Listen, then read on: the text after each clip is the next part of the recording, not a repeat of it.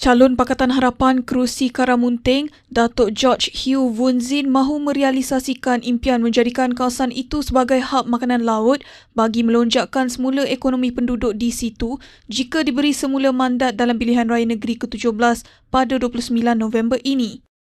Berkongsi vizi itu, Wunzin berkata beliau bersama Ahli Parlimen Batu Sapi, Datuk Khairul Firdaus Akbar Han sudah melakukan beberapa siri perbincangan dan melaksanakan usaha awal untuk mencapai hasrat itu termasuk menaik taraf pasar Karamunting selain membina jeti nelayan baru.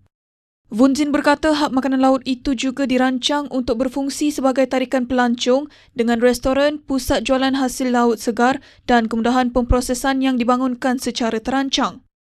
Katanya semua kapal nelayan kecil yang berlabuh di jeti itu nanti boleh memasarkan terus hasil laut kepada pemborong sekaligus menarik lebih ramai pelancong ke sandakan untuk menikmati makanan laut segar.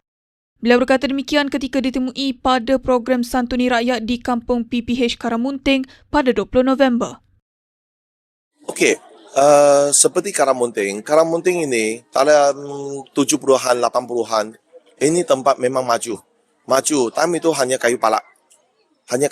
Sini maju, tetapi oleh sebab zaman sekarang ni tiada sudah kayu palak, tetapi kita macam mana mau planning untuk bangunkan ekonomi di Karamunting setang jalan, iaitu kita mau naik taraf ataupun buat Karamunting khususnya di Pasar Karamunting hingga ke Kampung Pukat, hingga ke Pasir Putih, kita mau kasih buat sektor perancongan, okey.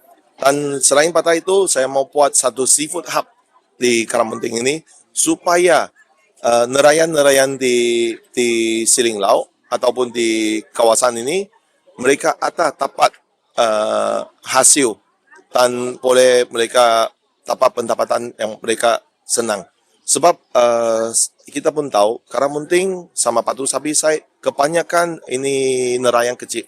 Sekarang bila kita buat begitu, dalam masa yang future, mereka punya pendapatan ini akan meningkat. Sebab kami ada satu platform, okay, untuk menarik perancong dalam masa yang sama, mereka punya hasil-hasil, mereka boleh jual sendiri.